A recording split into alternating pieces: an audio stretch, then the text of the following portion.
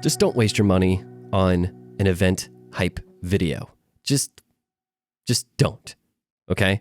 I want to use this episode to get more into discussing practical content implementation. So we've been talking a lot about your brand identity and just sort of very high level. We've been in the weeds, but very high level telling your brand story. This is actually going to be focusing specifically on content and thinking through content strategy, but really we're thinking through a practical application of marketing as an investment, not as an expense. And one of the biggest ways that I see people making the mistake and constantly using marketing as an expense is the event recap video or the event hype video. I don't like these things. And there's several reasons why I don't like them. So let's just jump in and unpack them. Before we get into exactly what an event recap video is, I think it's important to really start to understand what is an investment.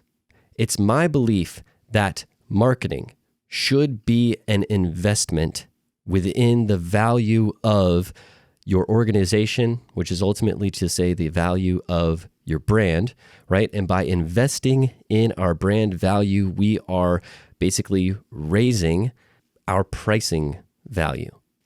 That brand value equals pricing value. I've discussed this a lot, but it's ultimately as we're developing our brand, we're pouring into the relationship that we're establishing between our organization and our ultimate customer base. Okay. And we know that people buy from the organizations that they know, like, and trust, but they'll go above and beyond in paying for the organizations that they have the strongest bond with, that they have the strongest draw towards, right? This isn't about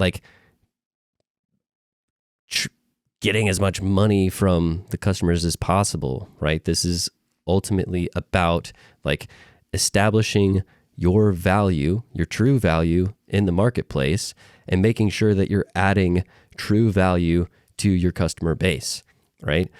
I remember I worked for an organization where one of the top people in the organization put a sticker on top of each of our computers, and it said, "What's the ROI?" Right? What's the ROI? It was funny because it was kind of they were trying to correct what they believed were inefficiencies within marketing by having it drilled into everybody's head of considering the ROI. Now, the irony is that action was done from ultimately a mindset of not thinking about ROI, right? They weren't actually thinking about in terms of what is the work that you guys are doing that's going to have the most return on investment. They were thinking in terms of is the work that you're doing going to have an immediate return on the spend? And there's a significant difference between ROI, which is return on investment, and IROS, right? Which is your immediate return on spend. I'm not sure if that's actually a thing. I would be probably surprised if IROS is actually a thing. Watch me Google it, and it is actually a thing. One is actually an investment, right? Where you're thinking long term. You're realizing that the work and the effort that you're going to put in now is about maximizing value and leveraging what you're doing to add significant value over time. The other one is looking at marketing as a gamble, as a Hail Mary, as this better churn up immediate response. And if it doesn't churn up an immediate response, then it's not a good investment, right? So really, there's a shift that we have to have, and a question we have to ask ourselves. Are we truly is our end goal that of an investment in the organization, an investment in the brand, in attempting to establish longevity and attempting to create a true, meaningful relationship between that organization and the end user, and add value over time, and use our marketing to reinforce the value that we're providing to our audience or to our customers or to our clients? Or do we want to see immediate results? Are we hoping for everything we put out to do to make an immediate impact and immediate results? I feel like that's the ultimate crux of kind of like where I've positioned myself. I mean, you know where I'm at. I'm on the brand storytelling aspect of this, of brand storytelling versus direct marketing. But if you've watched any of our prior videos or listened to any of our prior content, you understand that I don't see this as a war between these two sides, because to not do direct response, even from a brand storytelling perspective, is a stupid idea as well. It's not leveraging all the tools at your disposal. So I believe that failing to invest in brand is a horrible mistake, but also failing to recognize and properly leverage direct response tactics is also a horrible mistake. You need both. And so that's why I see the recap video, the event recap video, as a specific goal unto itself as dumb, right? Because there's a better way of going about doing it where you can get your recap video, but you can get way more significant long-term value for your organization at the same time if you just stepped back a little bit and thought through and plan and put in just a little bit more planning. The reason for this is because I see the recap video itself as a sort of knee-jerk reaction, as an expression of an inability to actually be thoughtful and clearly plan out your goals and properly leverage your event and the way that you're going to approach gathering your content material at that event for the most maximum value that it can give you in return, in essence. So what is the recap video? Well, your recap video, your event hype video, it's the video where you get a lot of really cool documentary style footage or some lifestyle footage. You put that footage behind a really just amped up hype track. The irony is that lawyers are so good at telling a certain kind of story in court and terrible at telling the story on purpose to your client. Right? It's just some awesome, like, yeah, this is exciting. You get some people saying, yeah, it was awesome. This day has been the height of my life so far. And you show some speakers walking onto stage, get some really wide shots of the panning across the room, people taking notes and stuff. SEO has the potential to be the most customer-centric form of marketing, with literally giving people what they're looking for. It's the hype video. The video basically says, hey, we were here and it happened and it was great and it was awesome. And the whole point is to get people hyped about an event. That happened a couple days ago. Like, what's the value of these things? So at worst, right? At worst, the event video basically does what I just said it does. It communicates, hey, this event happened. Well, let me just clarify because I don't want to be too derogatory, right? Like, hey, this really fun, cool event happened, but it happened like 2 days ago. And we all had fun there. Don't you wish you were there? Right? Like, that's at worst what the event recap video does. I guess the intent is that it continues the fun of the event past the time frame that the attendees were there, and it may generate some sense of FOMO inside of people who weren't actually there.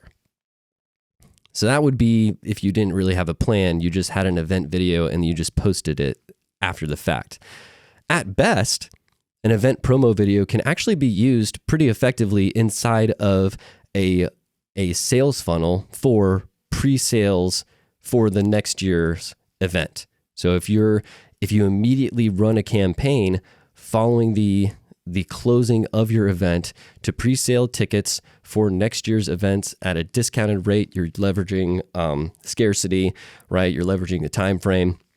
And then you're putting in the recap video that shows everybody. It either reminds people who were there, this is how awesome this was. Don't you want to come and be a part of this next year? Or it shows people like, hey, FOMO thing, right? Leverages the FOMO thing, like you need to come next year because you just missed out on how awesome this was. In that regard, it's actually it's a pretty effective thing. I would just go ahead and agree, like, yeah, that's a good use of it, right? But in both cases, your longevity, your time frame, like your shelf life for this video, it's going to last within the year it was created. So after that year that it was created, it's irrelevant. It's just not useful anymore outside of the year that you actually created the video, because you're either going to use it directly after the event or within the year time frame of next year's event. Okay? That's it.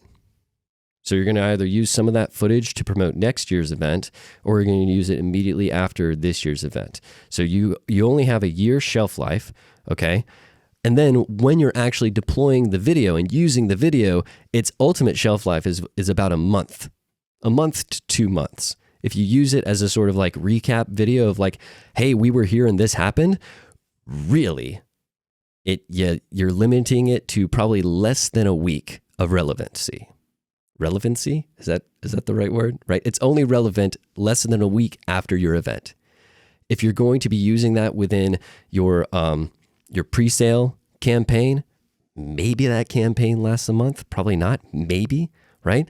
And then you're probably using that same footage again for a month leading up to sales of the tickets for the next year's event. Right? And like getting people excited for that next year's event. So really, your window is the year you made it, within 12 months after you've made that thing, and then you can only use it for maybe a month to 2 months tops of shelf life, and that's it. And so this is what you need to be thinking through, because you have to consider that cost into how much is it actually costing you to have someone come out to film this event for you. Because let's actually just think about the construction of the recap video. So the recap video's goal, like we stated, is to get you hyped. It's to get you really excited about something. And then as a video, it has to sustain that excitement throughout the entire length of time. It's got to get you excited really quick and then sustain that excitement. So I consider recap videos like firework content, right? Like it just, and then it's gone, because that emotion of excitement, if you're trying to sustain that excitement emotion, you can't sustain it really for more than like 30 seconds to a minute. A hype video that's longer than a minute gets very boring very fast, because all it has is one emotion, and it's like oops, oops, oops. I think that you have to be very careful at what you ask for and how you ask for it. Hype, hype, hype, hype. Hype, hype, hype, hype. For us, it's quite important to, I think, create those relationships. Hype, hype, hype, hype. So it's time to do what real beats do. Maybe you just want to be a bit hype, hype, hype, hype, hype, hype. Oh my gosh. This is what Epcot will become. Hype, hype, hype, hype, hype, hype. So much more accessible. It's cheaper in some ways to go and have a beer afterwards as well, which is always a good thing. Hype, hype, hype, hype. I'm bored, right? So what happens is the emotional atrophy starts to set in. We recognize, hey, this is the pattern. And then that pattern doesn't change. And we realize, oh, this is the consistent speed that we're going at. And once emotionally we hit and beat that speed, that emotion now becomes our new baseline. It becomes our new normal, right? And it stops making us excited. And it becomes normal. And therefore, we know that there's not going to be any twist, because we've hung in there 30 seconds, we've now hung in there a minute, and we know nothing different is going to come, and therefore we move on. And so we're not going to watch it anymore. So you're looking at its most effective 30 seconds. Past 30 seconds of a hype video, the thing is starting to become less and less effective because the audience has figured out the pattern and they realize it's not going to change. There's only so many really cool shots and so many really trendy transitions that you can throw at people that will keep them engaged when the emotional state is consistent throughout the entire time. If there's no tension, if there's no change, there's no attention. What I often run into, though, is almost this like fear perspective when people are wanting to get a hype video because their request is you film everything. Like, and if you're looking at a multi-day event, like let's just say your event is 4 days, okay? Like that's like what, maybe 8 hours per day. What's 4 times 8? 32 hours, right? And you're trying to like, you want all of that recorded, okay? And there's no way that someone is going to record 32 hours worth of stuff, right? So you're probably recording like maybe like 40% of the time that you're there, but that's still like an obnoxious amount of time. We're still looking at somewhere between 12 to 16 hours worth of footage. So you can make a 30-second promo that you're only going to use within the first year of creating that promo. And the actual realistic shelf life is anywhere between 1 to 2 months. Okay?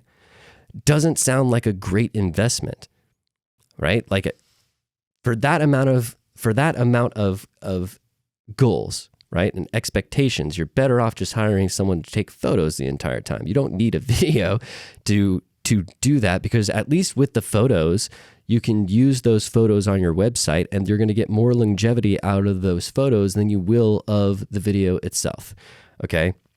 And then this fear too of like film everything, it's unnecessary because you just need to get people excited. So you really just need like a couple sweeping shots, and you don't need footage of all the speakers who were there, because not all your speakers who were there are going to fit into the final product anyways. So there's this reactive, oh, but what if we miss something, right? And now what you're doing is you're basically just paying for corporate home videos, right? Company home videos, where dad's there with the camera capturing everything for no purpose, and like nothing is ever going to happen with the footage that's being recorded. It's just going to end up on a drive somewhere, right? Because that's where it ends up. This footage, like, you have to think about that as math. Video is math, right? So mathematically, if you're requiring someone to film everything, well, now you've got like 12 to 16 hours worth of footage.